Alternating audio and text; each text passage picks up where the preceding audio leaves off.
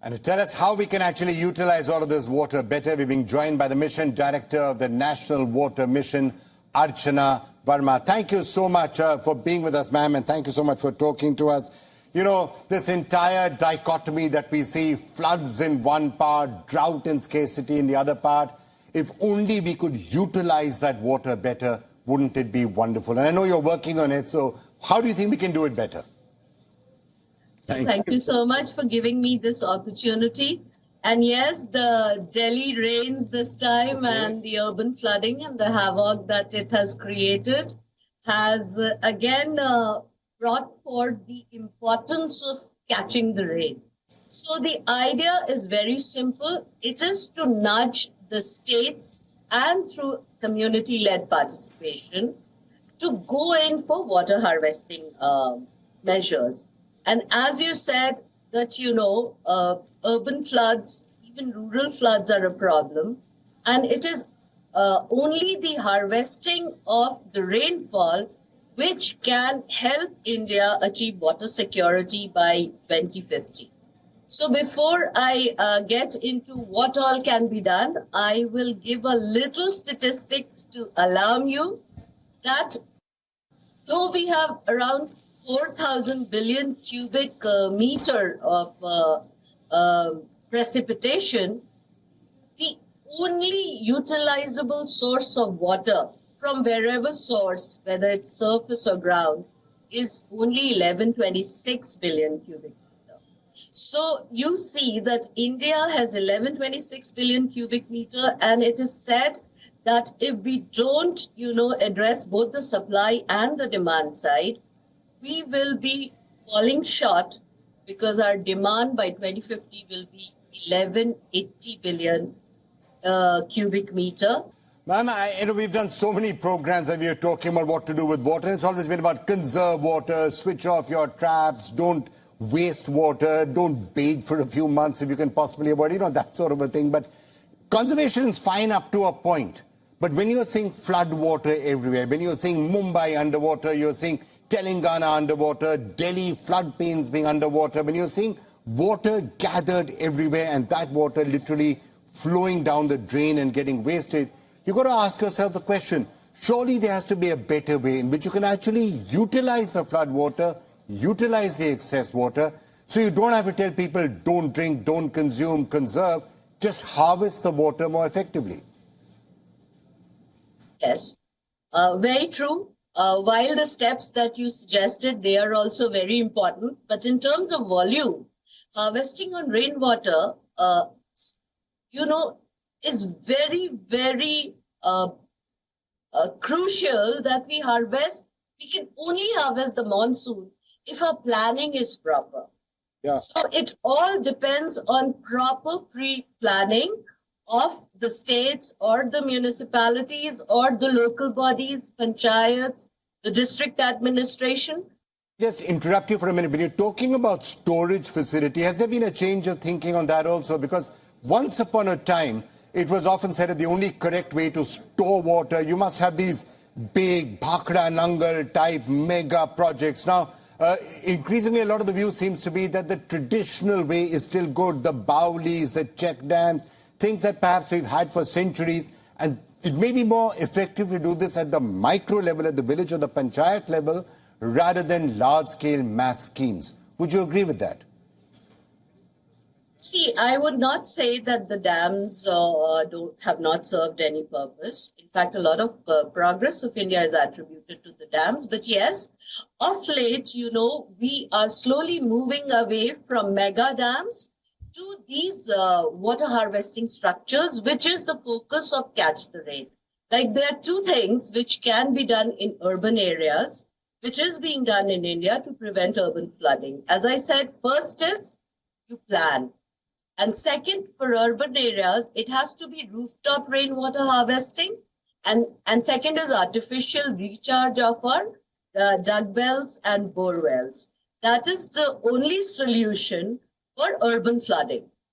I mean, apart from the new technologies, like you have sponge cities and you have stormwater drainage systems, you have green spaces and no encroachment, no pollution, those are the measures which can be there. But the biggest technology which will work to prevent urban flooding is we have pre-planned our storage capacities through rejuvenating our dug wells and bore wells, and rain water rooftop harvesting, for which the citizens also need to contribute. So these are the ways in which urban flooding can be managed. Thank you, Archana ji. And from our side, we'll try and do whatever we can to also change mindsets, which at the end of the day is what this program is all about. Thank you so much. Such a pleasure talking to you. Such a pleasure talking to you. Thank you so much. Well, let's now get another top expert to talk about this. Somebody who was one of the first people to start pushing very aggressively on how you can actually do catching the rain and water harvesting. Somebody who also has been doing a lot of work on how sanitation is particularly important on this, because you can't just catch the rain or capture water if that water is not clean. Sanitation becomes a very important part of this.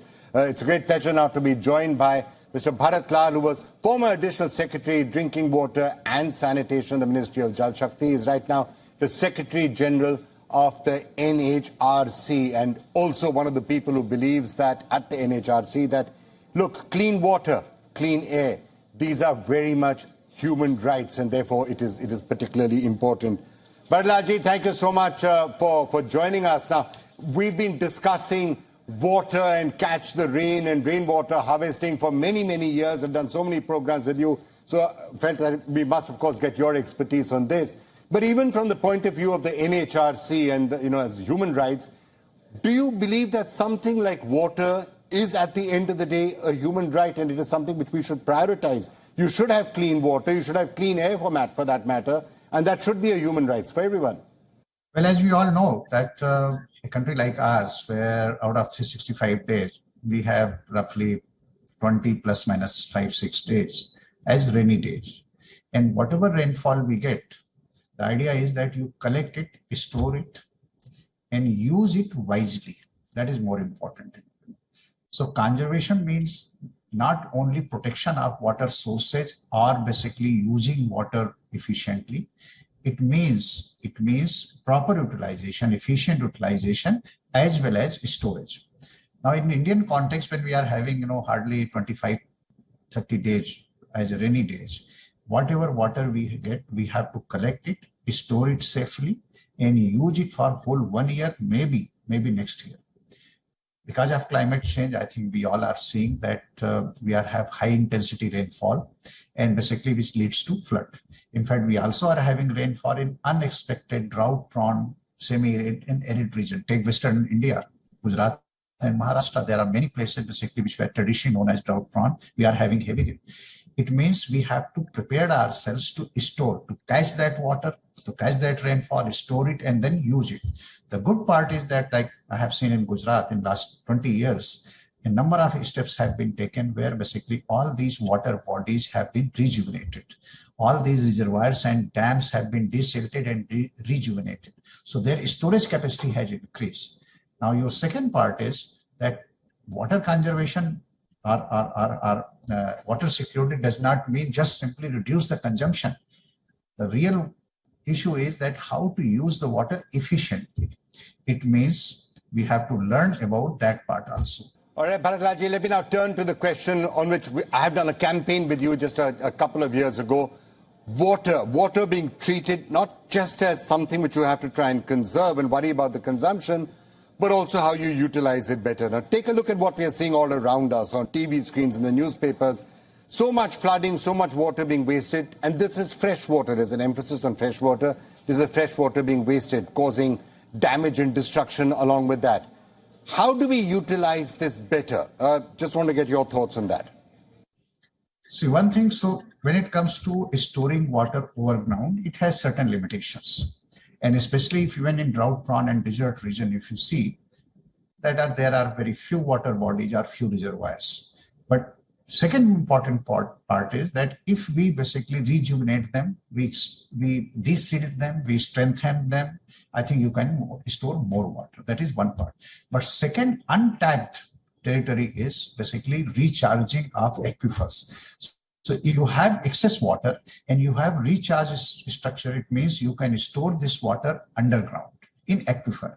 The only precondition is that we have to keep our surface clean, means it should be open defecation free so that human fecal matter or contamination doesn't go basically in underground aquifers. So whole country has to work about basically on storing water underground. And when I talk about underground, is not only in basically underground tanks and rainwater harvesting structure alone. It is more important to store this water in unlimited aquifers. And lastly, I think we have to start respecting water. We have to construct, when we are taking real estate development or any kind of infrastructure development, we must see where is the drainage line, where water in what direction it is going, and best way forward is that a store over the ground and recharge aquifer. Look, let's face it, Bharalaji, climate change is here to stay, it seems. Rain bombs that we've seen in Gujarat, flash floods, flooding events, these are likely to continue.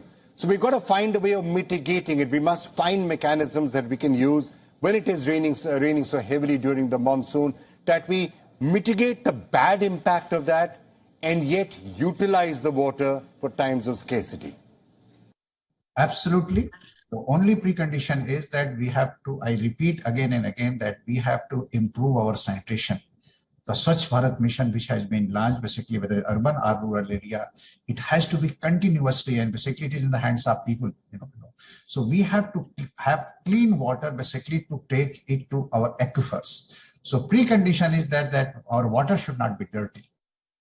So Bharat Lal, the Secretary General of the National Human Rights Commission and the person who was additional secretary looking at drinking water and sanitation till not that long back. Thank you so much, sir, for joining us with that very, very valuable perspective.